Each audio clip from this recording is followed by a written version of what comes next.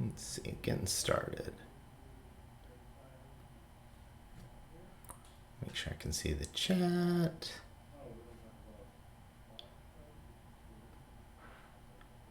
All right, I think we're live. I know we're live.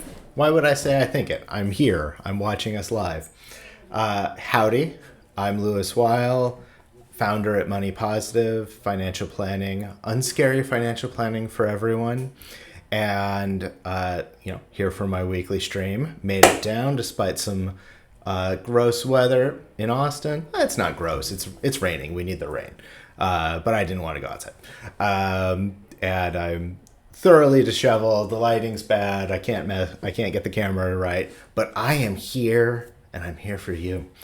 So today I'm going to talk a bit about the history of Money Positive. I think it's interesting, maybe selfishly. But we're a fairly unique company. And also I wanted to get this recorded for future members of our co-op so they can hear the origin story of Money Positive. And, maybe it's interesting to some of y'all. Give you a little bit of context about what makes us unique and why, we might be a fit for someone like you. So we provide financial planning to working people. To most financial planners, I think it's fair to say, tend to work with people who are already well-to-do. A lot of places have minimums, like asset minimums, like how much you have to have invested already in order to work with you, or they charge a lot, or both. And we started, from the ground up to serve working people. Our goal is to really to kind of rescue the middle class, because the middle class is much more vulnerable. Well, I mean, maybe everyone gets it now, but much more vulnerable than we might realize. And so our goal is just to get as many people to financial security as possible. That's why we built the company.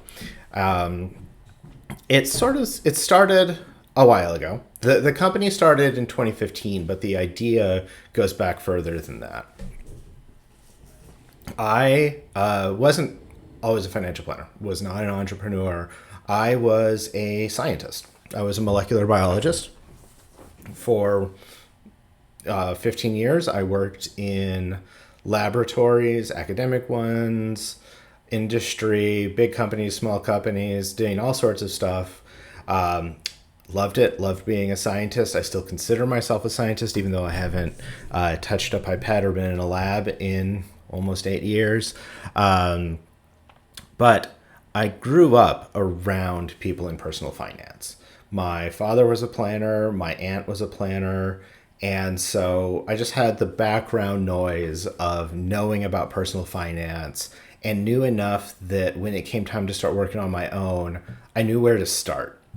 And I realized that, I was helping a lot of my lab mates with their finances.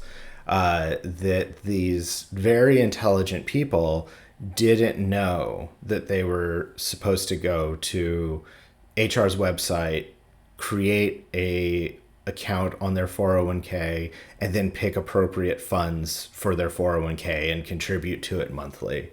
And I just remember thinking, like, at first it was just like, oh yeah, that's kind of weird. I'm helping everyone in the lab. And then I kind of realized, like, well, if these extremely intelligent people are struggling, that probably means that most people are struggling. And so I got the idea to start blogging about personal finance. Had the vague idea of becoming a financial planner. I was always the kind of person who had multiple projects going on, so the idea of making a side business as a planner wasn't that unusual. And in the early 2000s, I read a book called All Your Worth by then Professor Elizabeth Warren. She was an economics professor at Harvard studying why people went bankrupt. And she started with the angle of like, who are these terrible people who can't fulfill their obligations? And as she researched it, she realized that people who went into bankruptcy were just normal, hardworking, honest people who just had some bad luck, and how unfair that is. And so she wrote the book with the idea of here is how a working person can plan their finances to build their financial security. I want to preface by saying that honestly, I almost wish we didn't exist. In fact, I know I wish we didn't exist. A lot of what we do are dealing with what are systemic issues. It shouldn't be put upon individuals to figure out how to retire. There should be a retirement system. It shouldn't be incumbent on us to figure out how to navigate healthcare. There should be a healthcare system. Oftentimes it's said that there is a bad financial system. For middle class people, there is no financial system. There is just a bunch of products, and somehow people are supposed to know what to do, how to use them, and when. It honestly requires a enthusiastic hobbyist level of engagement to do your own finances well. And even then, it's easy to make a lot of mistakes as someone who's just figuring it out as they go, which can end up wasting a lot of time. So we started Money Positive with the idea that we are building the systems that we wished existed, starting with personal finance to help people build up financial security. So I remember reading All Your Worth that was a lot about budgeting. It popularized 50-30-20 budgeting, which you might see TikTok influencers talking about a lot. It's a good system. And I remember reading it and thinking, like, why isn't this how financial planning works? And just kept that in the back of my head.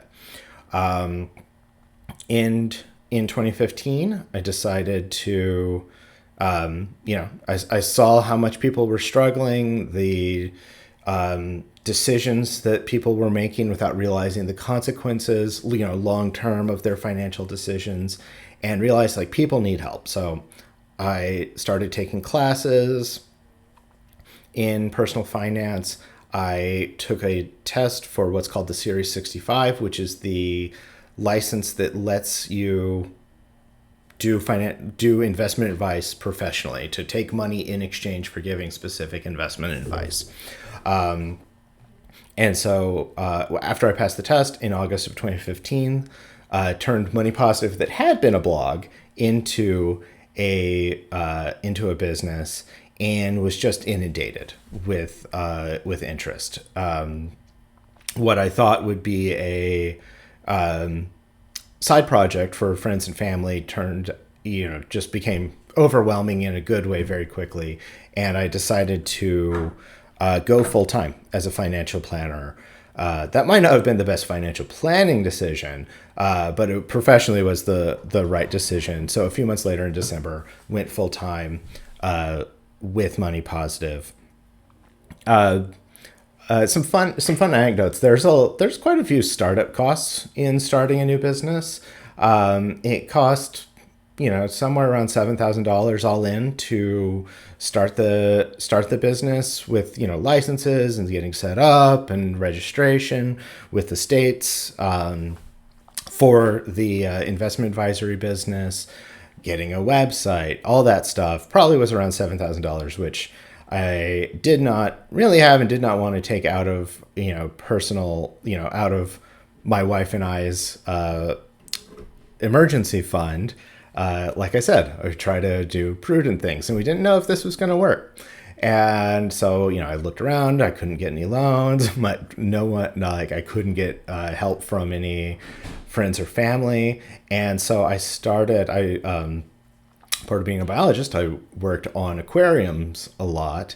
And so I started taking care of aquariums in the bar district, 6th Street in Austin, taking care of aquariums at restaurants and bars in the morning before going into the lab, or on weekends, and used that money to offset the costs of starting up Money Positive. And I did that until I was making enough revenue from client work to cover my costs, so that I wasn't costing my wife and I in order to do this project. So I always jokingly say that Fish Poop was our first investor.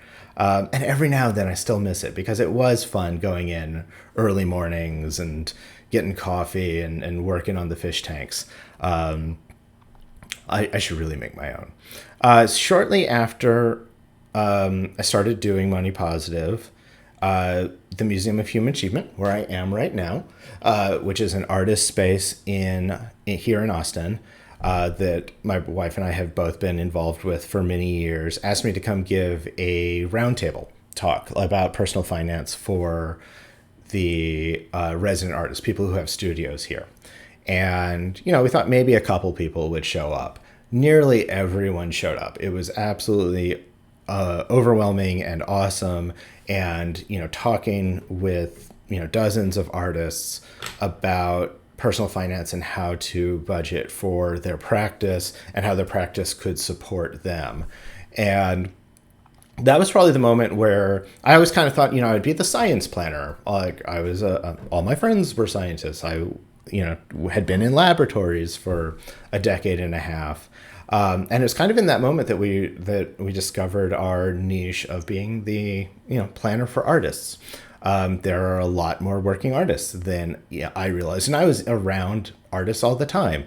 But, if someone paints a mural, if someone designs a t-shirt, if someone makes a fancy chalkboard at a restaurant, someone has to do that art. Someone has to, even here in the world of generative art, someone has to, if it's going to be in the real world, someone has to put it up. Someone has to pick up a brush. Someone has to hang the sign. Someone has to make the album art. There are a lot of working artists. And so that led to doing more and more roundtables for art groups. At the same time, we had a partnership, and still have a partnership, with the Redwood Forest Foundation in Northern California to plant redwood trees on behalf of our clients as a gift to acknowledge their journey in long-term planning, and also as a carbon offset. And through them, connected with a residency. It normally would be an artist residency called This Will Take Time in Point Arena in Northern California. And it's a town of 400 people. I'm writing a little book on it that will hopefully come out sometime soon. And I went there with the idea of planting trees and doing financial planning for as many people in the town as possible. Amazing experience. I'll expand on that sometime later. But that led to the connection with the Creative Independent, which is the magazine, the arts magazine that Kickstarter runs, and got connected with them, and they invited me to write what became An Artist's Guide to Financial Planning, which is now several years old, but is still out there making the rounds. It really is an exhaustive resource for personal finance, especially for artists, but really for anyone, especially any self-employed people. And that was transformative. A lot of people started finding us who wouldn't otherwise. We're just down here in Austin, and now we're popular in LA and New York and Boston and just all over the country. We have clients everywhere now. So that was a real transformative moment for us. A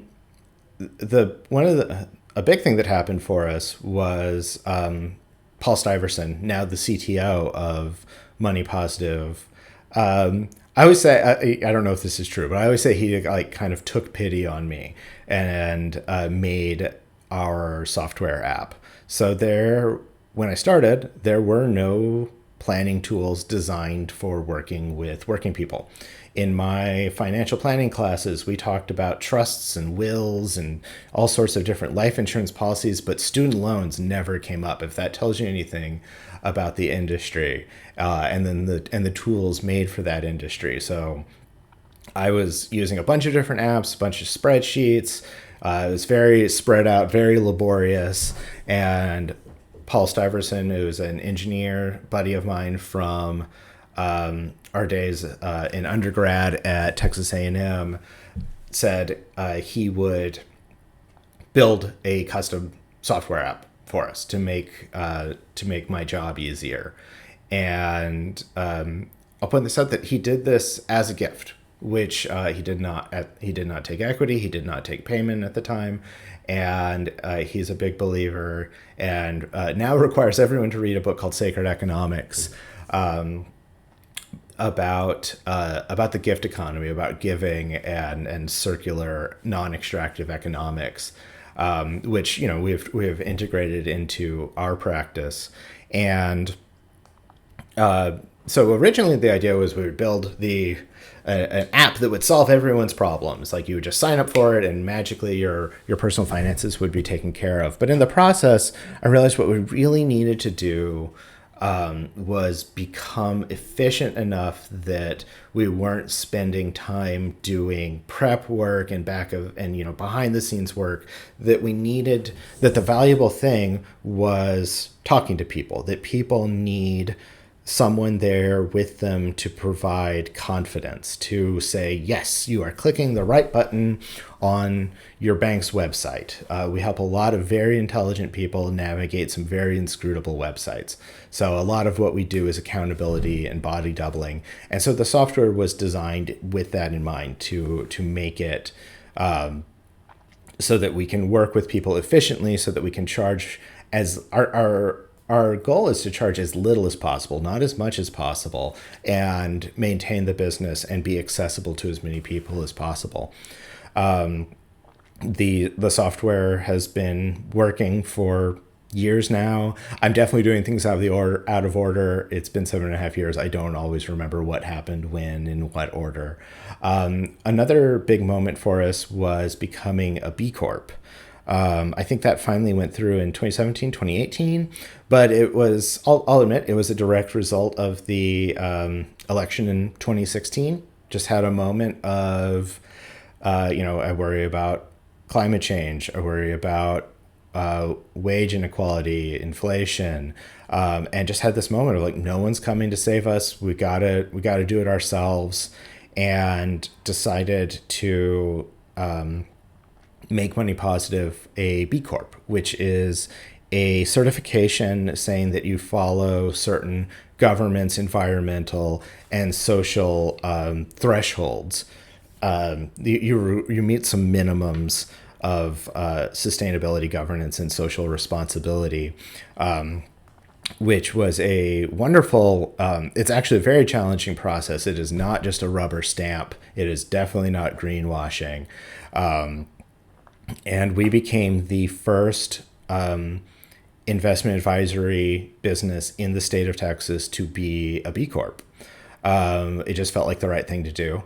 And out of that, people started coming to us. There are a lot of wonderful people in the financial planning industry, but due to the nature of the work, they end up having to do stuff that they're not thrilled about selling insurance and annuities and stuff, instead of the nitty-gritty work of helping people build financial security. So there's lots of really wonderful people in the industry, and when people started seeing that there was this financial planning company that was meeting these thresholds for social responsibility, environmental justice, and governance, they started coming to us and asking, how, tell us more. How do you do it? And, in Paul, who is now my partner in the business at this point, realized we need to work together instead of just telling people, filling people in and telling them, go forth and do it. So that's where the idea of becoming a cooperative came from.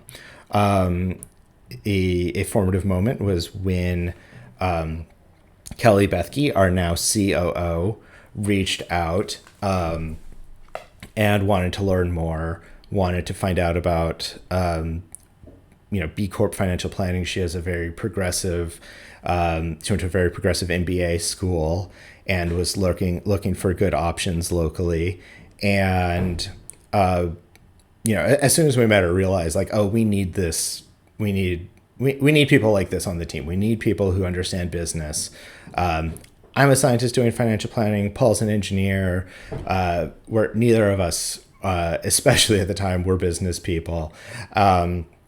And Kelly really catalyzed the co-op. She organized the first meeting of people to see who was interested and what their commitments would be. Way more bold than I could have ever gathered the energy to be, to assume that people would want to contribute to the co-op.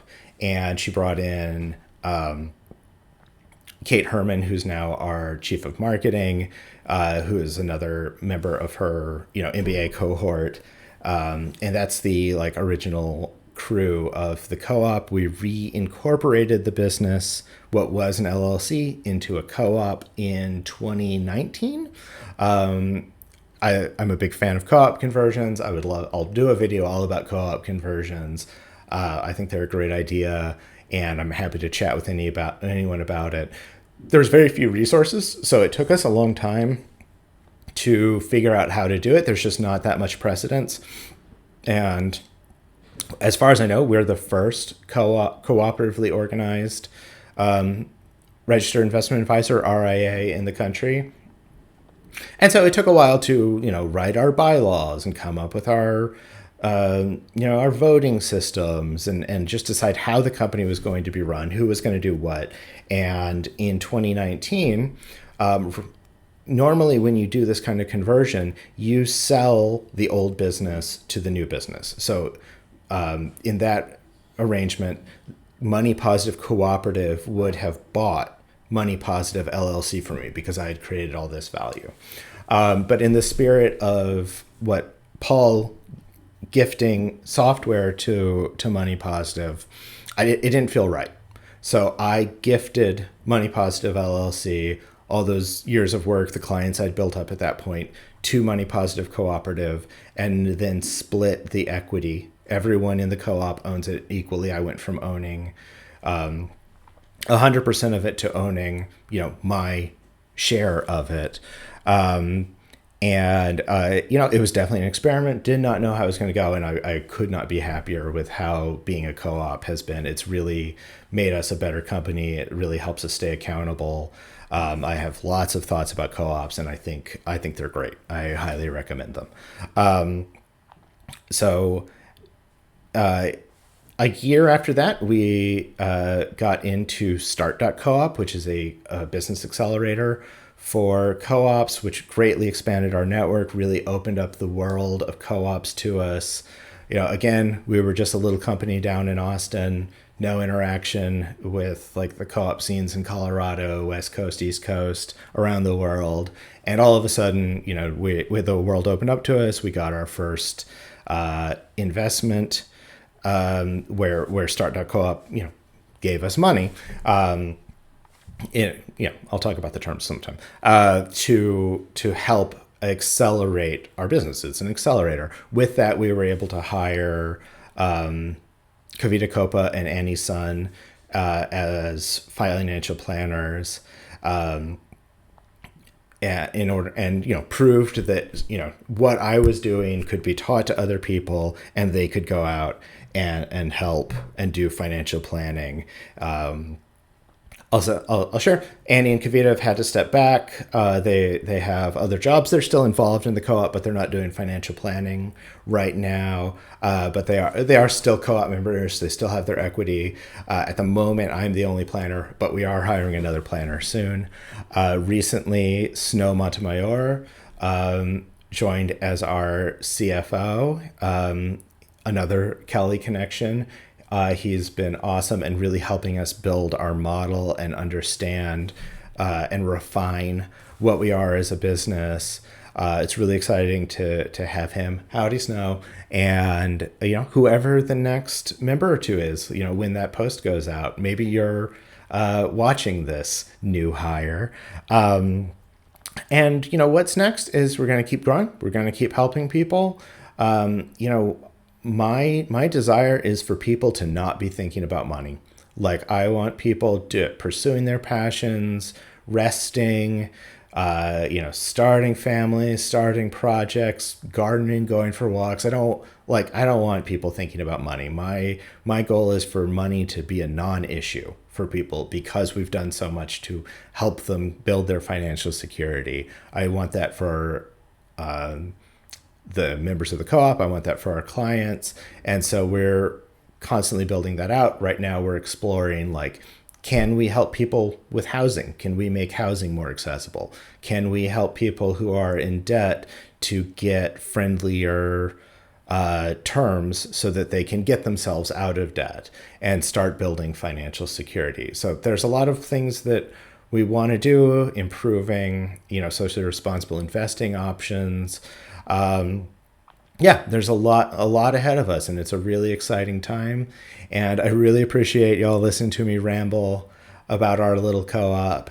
Would love to hear any thoughts or feedback. I'm going to check the chat real quick. Let's see. I don't think there's any burning questions. So I'm just going to say thanks. Stay money positive. Reach out. Lewis, Lewis, at moneypositive.com, info@moneypositive.com, or just go to moneypositive.com. There's a link to my calendar there. Bye, y'all.